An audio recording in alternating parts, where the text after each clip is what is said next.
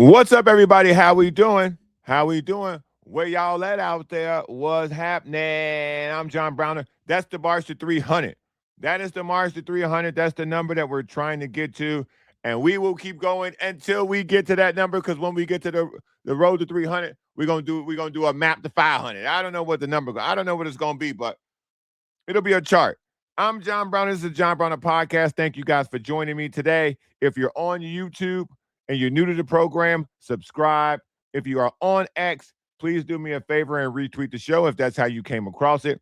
If you came across the show on Twitch or you came across the show on Kick, do whatever people do on Twitch and Kick to, populate the show. Follow, subscribe. I don't know how that works, but help your boy out, man. If you're new to the show, become a friend of the friend. Holler at us in the chat pack. That's what we call our people who listen to the show and comment via the comment section here in the show. We got a lot on the line today on the show. We're talking about Brendan Sorsby going to the supplemental draft. We're talking about the Padres getting one hit, and I'm going to tell you about believing people when they tell you who they are. We're going to have a conversation on the show today about believing people when they expose themselves for who they are. So you may want to stick around for that. As always, the easiest way to reach the show, whether you want to be a part of the show or you have something long form to say that's too long for the comment section, you can go to the John Browner Podcast at gmail.com and you can leave me a message in there. We'll get to that. When we get more to the World Cup, when there's something that I can break down, like tonight, we got Mbappe. Tonight, we got Messi. So I don't really know how to preview those games. So until we get a chance to see those games, I don't really know how to talk about them. So we'll get Coach back on here to talk some soccer. We'll dive deep into that. There's a lot to get to. There's a lot to get to. And as always, you see the merch. You see the shirts. You see the hats. The John Browner Podcast shop. Help the shop out. Help pay some of these bills, y'all. Don't worry about the high price stuff. It's high quality. But at the same time, there's some T-shirts in there. And we're working on getting some smaller trinkets, some stickers and things of that nature so you guys can continue to help the show and be a part of the show. But if you're here, like I said, follow the show, subscribe to the show, repost the show. That's how I would appreciate it if you guys would indulge me in that particular space. But let's get started. Let's get started here. The Padres get one hit. This is, and I always start with the Padres here because locally we're in Southern California, San Diego to be specific, and so I kind of try to cater to the audience that is the San Diego Padres. And I got to tell you, I got to be honest, this is getting like this is a dead horse. Not that they're not successful, because their record again is still solid. But when I say this is a dead horse, the offense is what I'm speaking of. Every time you think this team is going to turn the corner, every time you think this team is going to do something that's going to allow you to root for it, they don't. They don't. And yesterday is a great indication of where they struggled. Dustin May was a solid pitcher for the Dodgers. Dustin May has had struggles. Dustin May now finds himself in St. Louis on the Cardinals. So this is a familiar opponent. Sometimes familiarity can work in your favor. Sometimes it can work against you. Yesterday worked against them. They had one hit. At least Manny had to hit, I guess. Manny having a hit is a good thing, but for them to have one hit, they got one hit by a pitcher that they know, and it's not a guy who's lighting the world on fire. So yesterday was discouraging, but you can add it to the log of fire of discouraging games that you've seen from the Padres offense. I saw something on ESPN today about the trade deadline. Trade for what? Trade for who? This is the understanding that I'm a loss for when people are talking about trading things in the Padres organization. Trade who? Trade, again, for who? Unless you're trading for some otherworldly talent, who are the Padres going to trade for that they don't already have who's not hitting? That's all. That's all I'm saying. That's the question I'm asking to every Padre fan when they talk about the trade deadline. And again, AJ Preller usually makes trades before the deadline because the closer you get to the deadline, the more expensive these guys get. And if you can get them in June cheaper than what you can get them in July, he's been really good at pulling the trigger. He did it on the Rise. He's done it on a couple of guys. But if you're sitting around and you're looking at them get one hit by Dustin May in a Cardinals uniform in a 60% filled stadium, when the Cardinals are traditionally a very locked-in fan base, I got a lot of questions. You got two guys on your team making $300 million. You got another guy making $200 million. You got a couple more guys making $100 million. Who you trading for? Who you trading for? At this point, the best move you can make at the trade deadline is to get your own guys to hit. Who are you going to take out of their everyday lineup?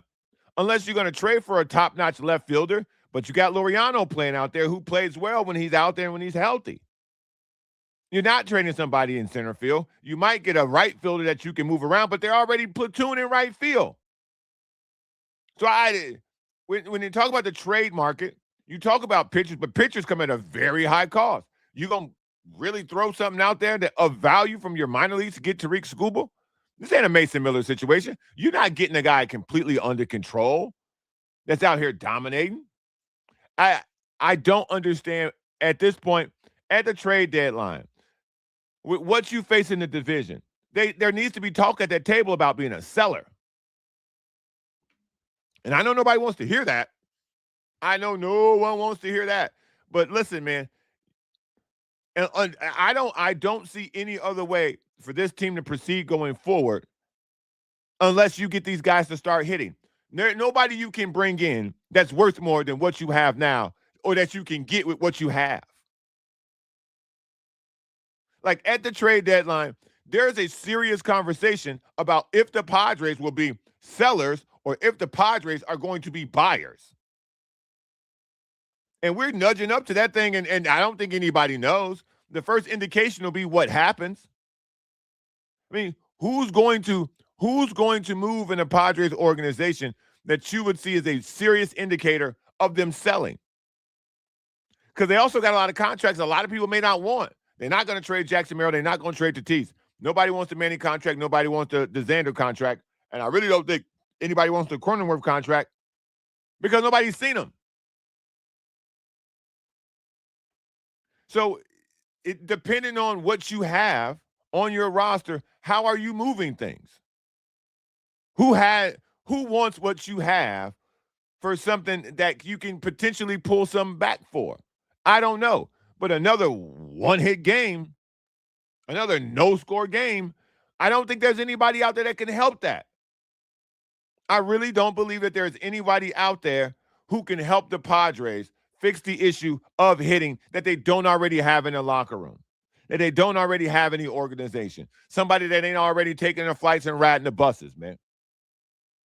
The best fix for this organization is for guys to start hitting that are already collecting checks and wearing uniforms. What up, Ass Technology? Welcome, brother. Welcome. Glad you found the show. Like, subscribe that thing. Retweet it on X. I can't really think of any solutions. I can't name you somebody out there that people would say is available on the trade market for the Padres to snag. That conversation is endless. That's mystery. That's mystery theater. You don't know what they're going to give up. You don't know who they want. You don't know what's available. The best course of action for this team is for the following people to hit, by the way, and these following people at the top of their lineup. Tatis, who's doing well, Merrill, Machado, Bogarts, Sheets, Laureano. That's 6 guys that you should probably hope start hitting soon. They all stunk at the same time, so hopefully they all get all good at the same time. So this is the struggle. I think we've reached and again, we still don't have a finalized ownership that they've put the money in to purchase the team. The sale hasn't been finalized. So we don't even know how they're going for it with that. You may have calls from the new ownership to go, hey, man, listen, we got a lot of money in guys who aren't hitting. Hey, AJ, what are we going to do about this? How does this look? How do we fix this? Is this a situation where, Felicio and Kwanzaa going to tell them, hey, man, do whatever you got to do, but the clock's ticking on some of these contracts. We got to pay these folks no matter what. We need some production. Oh, we need wins as results. Again, baseball is a difficult sport where even now the team hasn't been completely productive, but they still have a winning record, 37-34. They still, quote unquote, are alive in the wild card, which I hate to talk about the wild card in June, but when you fishing for anything, you just trying to get a bite. And in this particular situation, you trying to get a bite right there. You looking to cling to things. You looking for Tatis's batting average to continue to go up and for him to continue to be aggressive on the bases. At some point, we'll do a lot of conversation about what's happening with the trade, but we need to see the owners do something. And I can't really tell y'all about the new owners until the purchase is finalized. And if it doesn't get finalized, oh, buddy. Oh, buddy. Because listen, I like their new ownership. I like Feliciano and I like Kwanzaa. I think this group together with equal investment in the team, which I thought was awesome on their behalf, husband and wife, I think they can offer a lot to this community. I think because of the diversity within their ownership group, between the two of them at the very top and everybody they'll sprinkle in along the way, I think this gives this organization an opportunity to really stand out in a way that a lot of Major League Baseball teams and let alone a lot of professional teams don't. So I think these two owning this team could be a really, really good cornerstone for how it looks going forward. But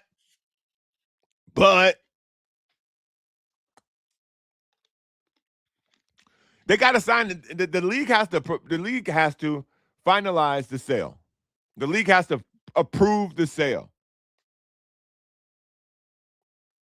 So this one hit situation was not a good look yesterday, and the way that they've played so far in this season has not been the best of looks. So I don't really know what's next. I don't know if they're going to be buyers. I don't know if they're going to be sellers, but I can tell you right now, if I'm watching this, I'm going to try to sell one of these very high-priced pieces that I don't know if I can. Because if you're paying these guys and you're not getting the results out of them, and you got to at least get one of them off your books. You got to get one of these bricks out of your bag, man, because it's heavy. Now, if they were winning, then you stomach it and you figure it out, because at the end of the day, you want to win. You want to be competitive. They are competitive. But this team doesn't feel like a championship team. It feels professional, and that's one of the remarks I made about the team earlier this year, that I thought that it was awesome how professional that they were. Even moving through these struggles, these guys have been very professional. I like the fight that they showed in Baltimore. Like I said, I like Craig Stammen as the hire. I wasn't on board at first.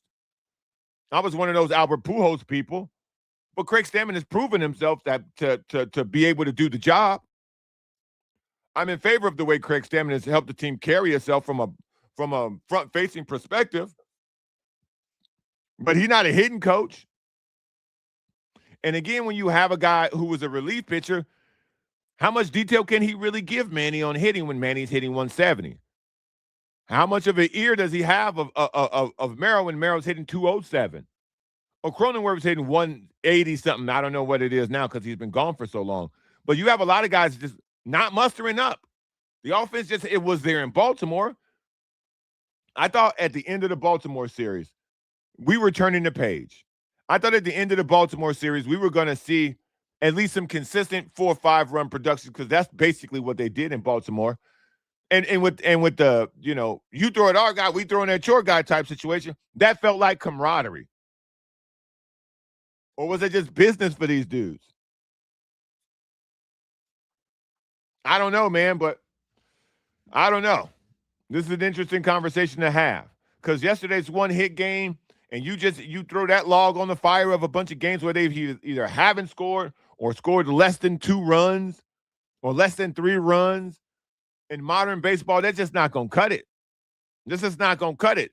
And because of the wild card, you can still have a good season without winning the division. Because as you can tell, the division's been gone for a while. Even this year now, the division's arrivederci. You're damn near a week behind in games to a team that's really a juggernaut.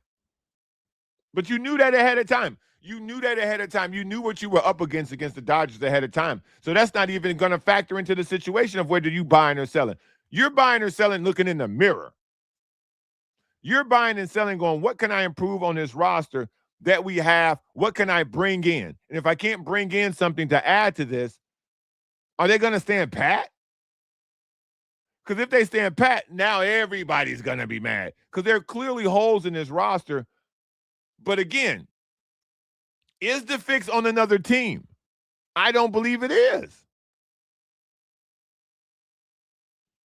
I just don't believe that the fix is on another team. I don't believe there's anyone who can come here that has a more of a track record of Manny Machado being successful. I don't think there's anyone that can come in here that you can get that has the upside of Merrill. I don't think there's no one you can go out there and get that can have the presence of Tatis. And pitchers are too expensive.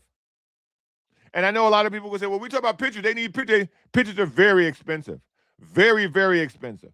And they already cleaned out what was really wanted in there to get Juan Soto and then to get a couple of other guys. So,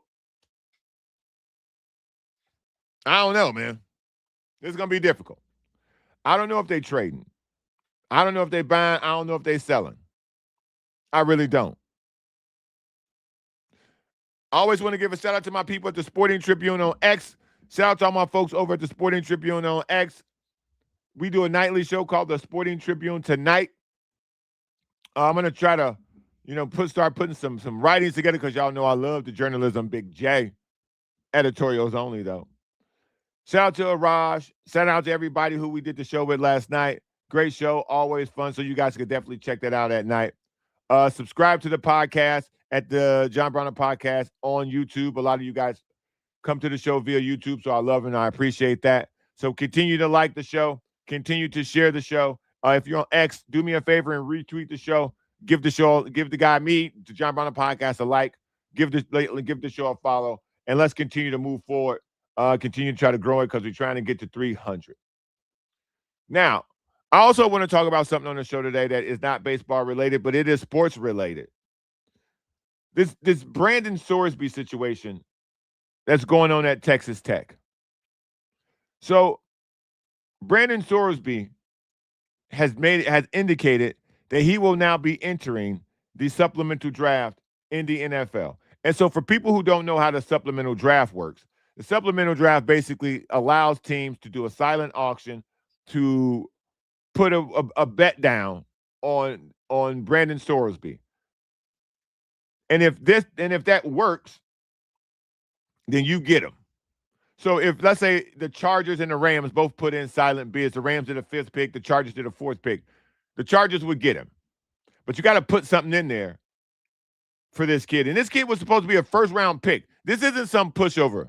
This isn't some, 5th, 6th rounder. You would be getting this guy who has first-round potential in next year's draft when next year's draft is supposed to be filled with a bunch of stars.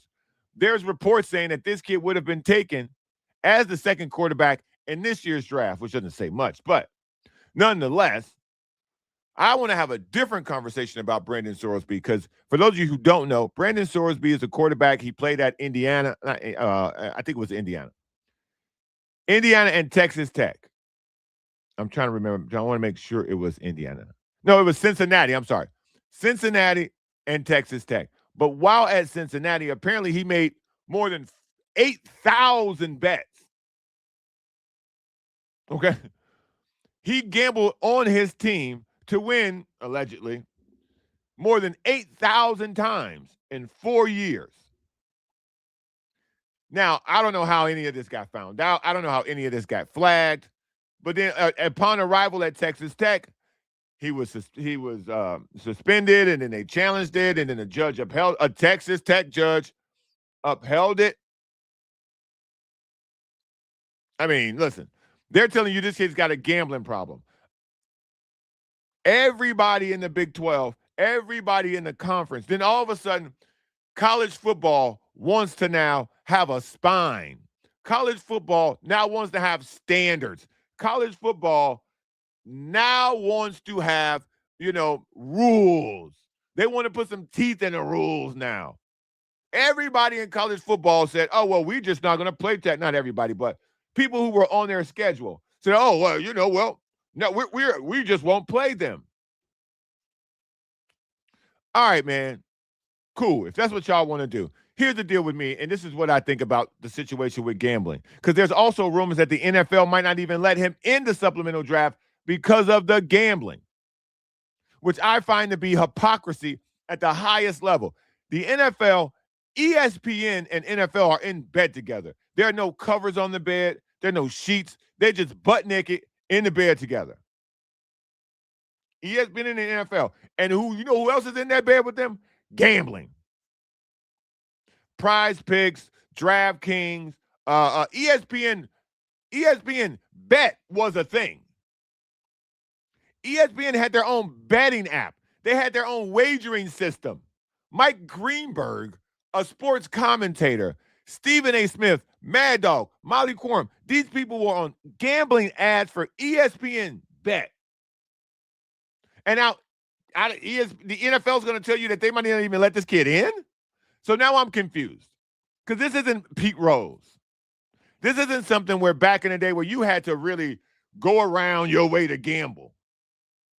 This isn't back in the day when the league specifically did not want players gambling, so therefore they would not allow any gambling within the league. They wouldn't allow any advertising dollars to be part of the league.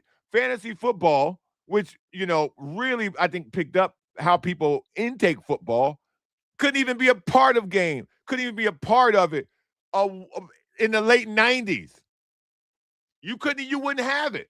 Even in the early 2000s, you could not have these two things crossing over because they were afraid of gambling.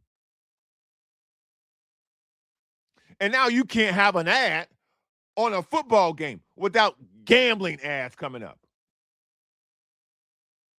Giannis is now appearing in Kalshi ads, which is a gambling site. You got golfers appearing in Kashi, gambling sites, on commercials for gambling sites. So this idea that the NFL won't let this kid in because he did thousands of bets, not dollars, but I'm sure it amounted to thousands of dollars, but thousands of bets while playing, betting on his team and all that. Not to lose, but to win. But there's no difference to me. We have gotten to a point where gambling in sports is intertwined with how we intake sports. So for you to expect that these kids with money and influence in how the game plays out won't bet? What? You think that the way that these kids have access to money, you don't think that these kids have a homeboy on the team who he says, hey, man, you run my account. I'm going to throw for this many yards. In college football, in sports alone, specifically in collegiate sports, you got to suspect everything. When something doesn't look right in a collegiate competition, be suspect about everything. I don't think this will exist at the NBA level or the NFL level because these guys make so much money. The guys who can actually have an outcome on the game make so much money, it's foolish to bet on it. But this kid at Cincinnati, his NIL wasn't really rolling like that. And he sees it as harmless bets, just like you and I do. I know some people feel like because these guys are in positions of play that they shouldn't be betting. Yeah, man, that was, 30 years ago. That ain't now. If college football is going to allow these betting apps to make money off these kids, then you can then in turn expect for these kids not to try to get money off themselves.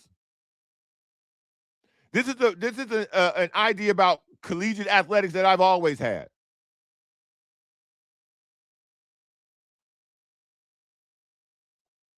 This is an opinion I've always had. If college football, basketball, baseball, tennis, soccer, whatever the case is, if they can make money off of you, why can't you make money off of you? If DraftKings is going to use my face to place a wager under my name and my hard work, why can't I do the same?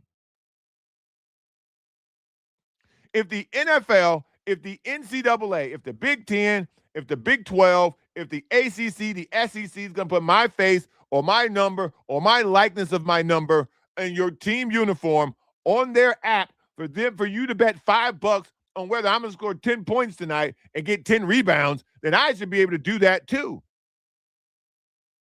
If you're allowing the league to do it, if the NCAA is allowing these people to do it, why can't I do it? Why not? When you allow these things to happen at the collegiate level, this is the mess you get yourself into. Because these are very muddy waters.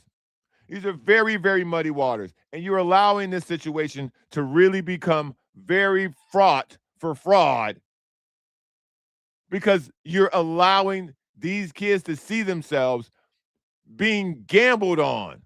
They can open their phone and the tight end from, Notre Dame can see somebody bet whether or not he's going to get 3 catches.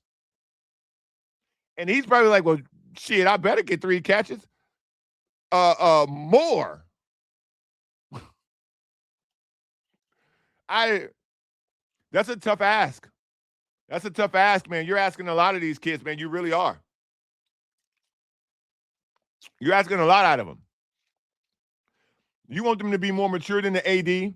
You want them to be more mature than the coach. You want these kids to have more self-restraint than the referees. You asking a lot out of these kids, man, and all of them ain't gonna hold up to the standard. They're just not. You ever be 20 with $100,000 in your pocket in college where everything costs $5? Huh? You ever be 21 in college with $500,000 in your pocket and a 24 case of Natty Light costs $8? You haven't. You haven't. Okay? I went to school. I didn't pay a penny to go to school. Not 1 year I went to school and played basketball. I didn't pay a penny. But I could guarantee you what? I could afford to go down to the liquor store on Friday night and give me a 24-pack of Natty Light for the team. 2, if I'm being honest with you.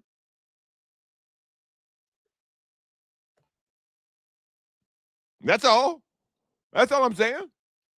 These are college kids. These are young men and young women.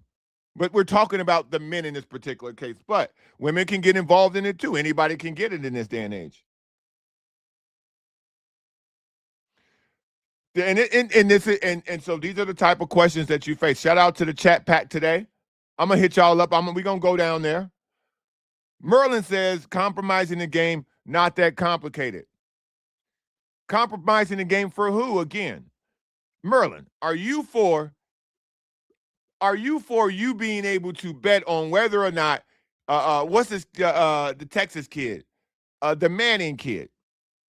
Are you for being able to go on some app and bet whether or not he's going to throw for X amount of yards? Are you okay with you being able to do that, but him not being able to collect on that either? It's his work. It's his name. It's his likeness. Again, I agree with you.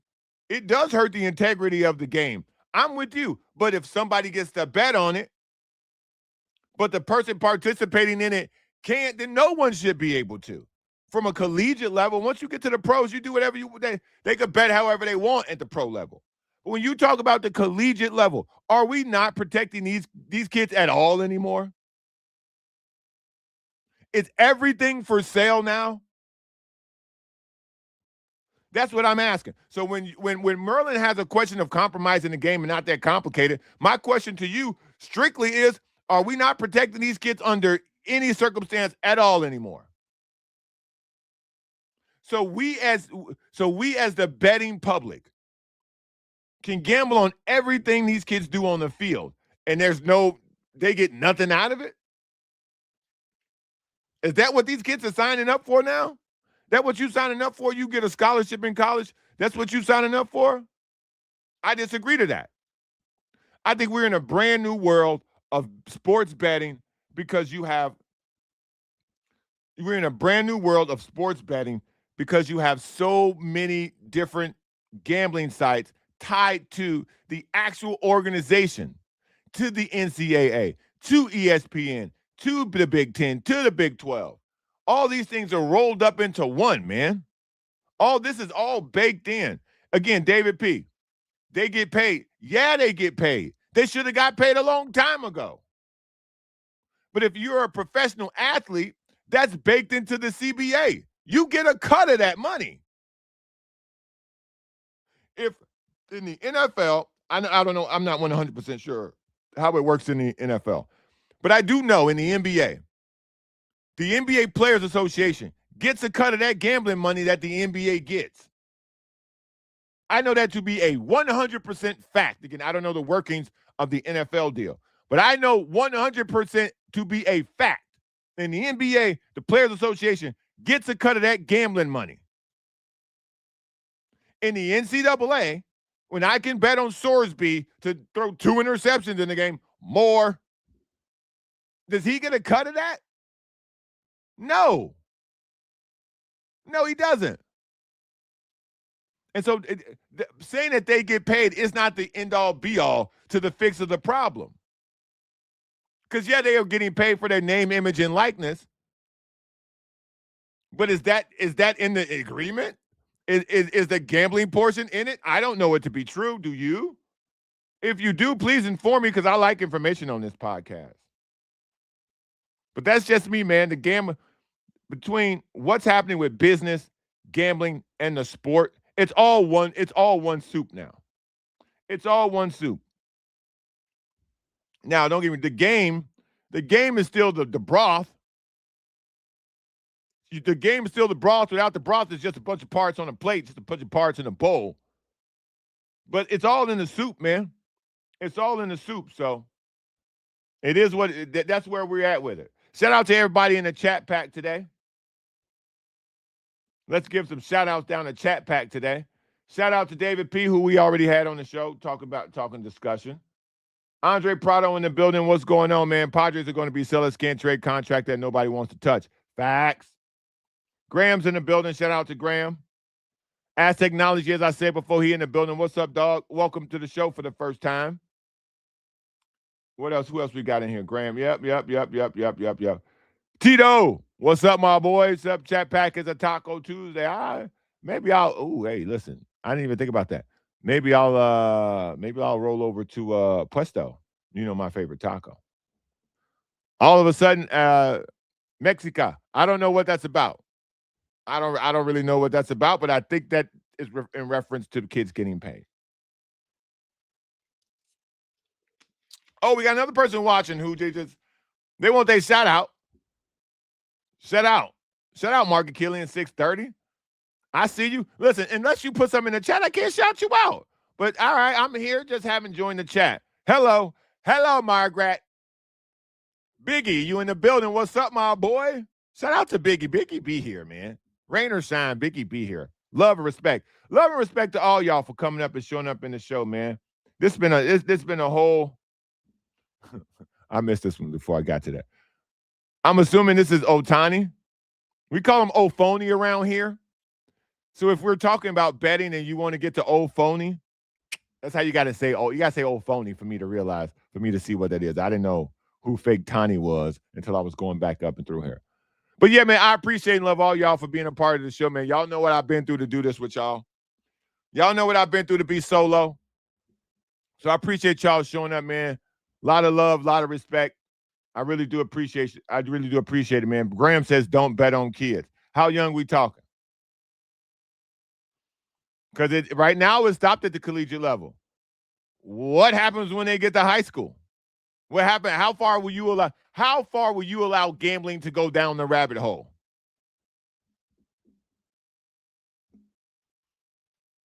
I'm just asking. I'm simply presenting a question. Yeah, see, yeah, you got to refer to him as old phony. All right, let me and again, I love all y'all for being here. I really appreciate that, man. Just please, while y'all here, like the show, share the show, follow me, subscribe, and holler at me as well on the holler at me as well on the Sporting Tribune, because that's where I'm trying to grow with. I'm trying to grow with this group, but they're allowing me to rock solo and be a part of what they're doing. So I'm growing with them. They growing with me, and we're gonna try to see how high we could take this thing. So shout out to them. Oh, phony faux show. Now let's get into the last topic I'm going to get into before I get out of here. And as always, man, I love and appreciate y'all for support. Y'all like this hat? What y'all think of this hat? Should I get these hats and sell them? I want to get a more of a embroidered logo. This is a mock-up. Y'all like this mock-up? I like it. So if I'm going to embroider this thing, but if I buy them, I got to buy like 75 of them, and then that turns into a real investment. So let me know if y'all like the hat before I start making moves on it, because I'm gonna keep this hat no matter what. Now, I the next topic is the saying is very personal to me. The next topic, and yeah, I got a haircut before anybody asks. The next topic is very personal to me. I don't necessarily allow this to come across without speaking about a personal experience that I have. And I got to be perfectly honest with y'all. When you are in a situation and someone shows you who they are and how they get down, please believe them. When a person shows you who they are, when a person truly shows you who they are from a standpoint of how we judge sports now, man, you better believe them. You better believe them. Because this Darren Peterson situation, you better start believing this kid, man. I'm telling y'all right now. This Darren Peterson situation, y'all better start believing him. This kid is showing y'all who he is. Darren Peterson, for those who don't know, was the standout prospect at Kansas. A lot of people compared him to Kobe Bryant. A lot of people compared this guy to being the next best thing when the season started in college basketball. It was A.J. DeBonsa, and it was this kid of who's going to be number one. Darren Peterson, throughout the season, did some very suspect things. He ended up missing a lot of games due to injury. He ended up asking out of games due to injury or just suspicious behavior, suspicious activity at many points in the game where his head coach, Bill Self, legendary Hall of Fame Bill Self, would go, I don't know what happened. Trainer came to me, said he was done. When Bill Self knows what happened. But Bill Self's controlling the situation. He's protecting this kid because there will be other kids after him. Bill Self has such a tough year coaching this kid. Bill Self thought that this might be his last year. Bill Self questioned if he should continue to do the job because of Darren Peterson. And trust me, I have it on good authority. And if anybody tells you anything else, that's the cover. That's the cover. Because Bill Self will continue to coach now that this storm is past. That's all. When someone behaves in a way,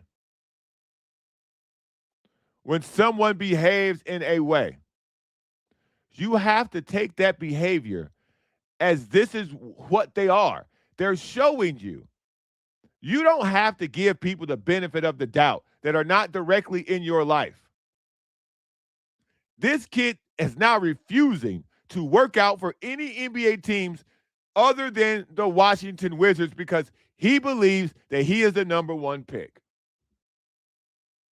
This is after being a basically, I wouldn't call him a flame out because when he played, he was fantastic at Kansas.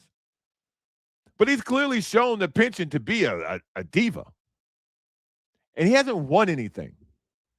He shows the ability to appear wildly entitled. And he hasn't won anything. This has an offensive version of Ben Simmons written all over it. I wouldn't, if I was picking high in the draft, there are other good players that you can turn to, and I would stay away from this kid. if you get hurt or injured in college, or you have the perception of injury, or you have the perception of an attitude in college, a lot of guys can score points in the NBA. A lot of them. A lot of guys can score points.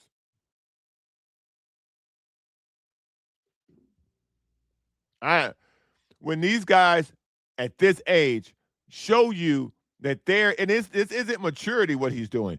This is actual business acumen. This is actually a mature business decision that he is making to not work out for anybody who doesn't have the number one pick. I guess this is his way of saying, if you want the number one, trade up if you want me. Because I'm not working out for anybody but the Washington Wizards. And if I'm the Wizards, I'm not giving this pick up for nothing. If Utah were to call me and say, hey, man, we really want A.J. DeBonza, we'll give you the number 2 pick, and we'll give you, Ace Bailey or some of the other, young, enticing pieces that they have to add to Washington, now you can have a conversation.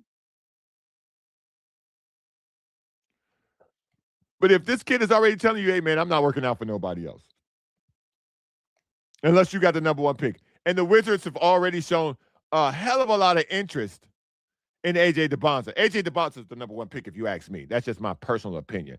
A lot of people like Darren Peterson. I'll pass. I'll pass.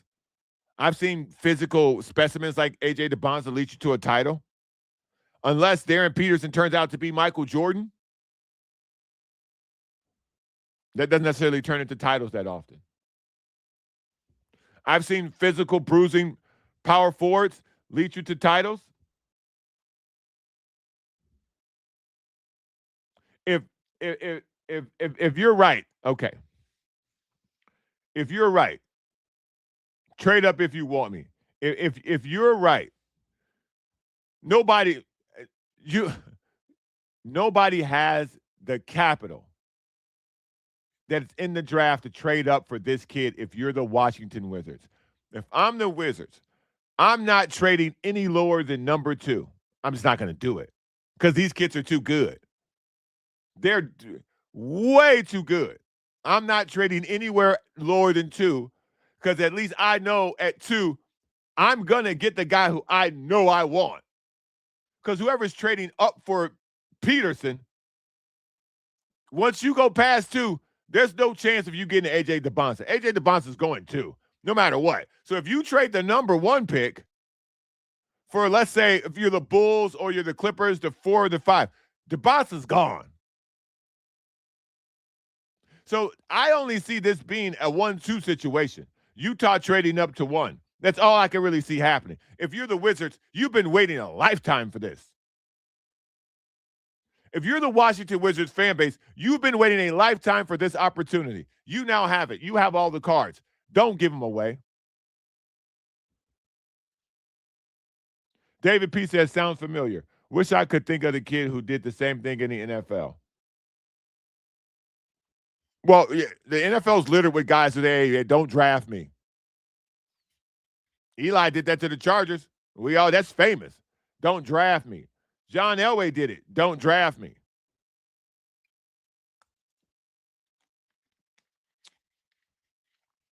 I just believe when these guys show you who they are that early, don't get yourself involved in this, man.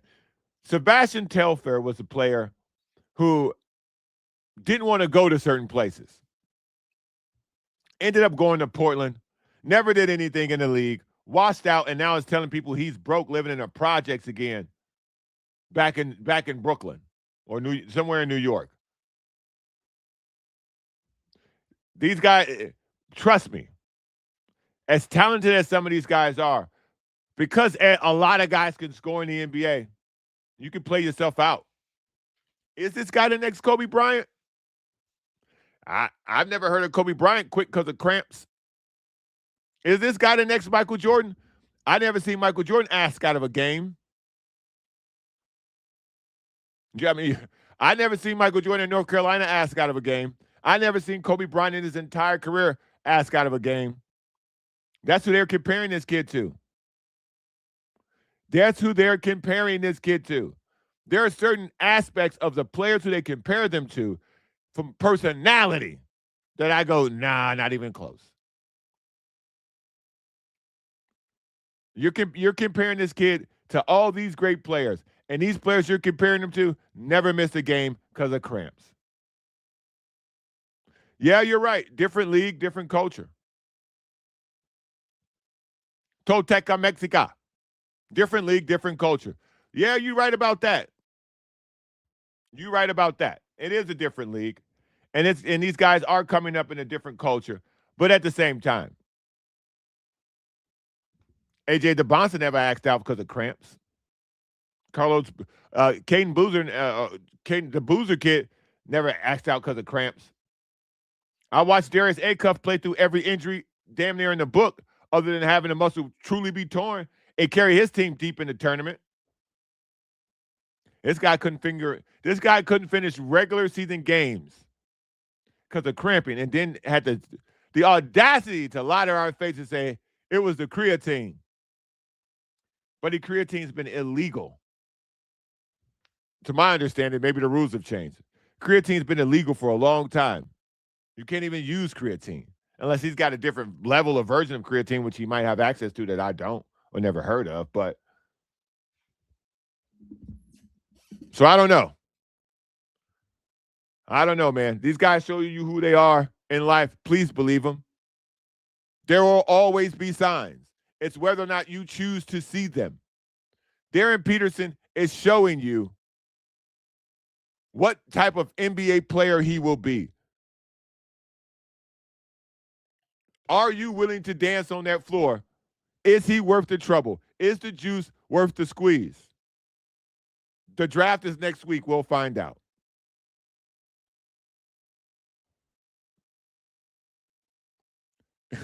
Even Sam Bowie never came out because of cramps. Yeah, man. I mean, now we talk about in college. We're not even talking about the rigorous schedule that is the NBA. You play double the games. You do double the travel. You do double the practices. It's a harder lifestyle. It's a far harder lifestyle than the NBA. This guy's already on minutes watch, and he hasn't even been drafted yet. What they call it? The kids load managing, and he hadn't even been drafted yet. He load managing on workouts. The kid is load managing on workouts already. Only we'll meet with the number one team. All right, cool. Good luck with that, man. Shout out to everybody in the chat pack today, man. Good show today. Appreciate y'all coming through. Like I said, the Sporting Tribune tonight is on nightly. I jump in and out of there a couple times a week, so check them out. Check out the Sporting Tribune, period. That's the new squad I'm rocking with. We're gonna be rolling out some stuff coming up soon. Try to widen my ability on the platform, see what we can do. And that's really it, man. That's really it for today. I appreciate y'all being part of the show. Let's do it again tomorrow. I'll see y'all at 10 a.m. Appreciate y'all, man. Peace.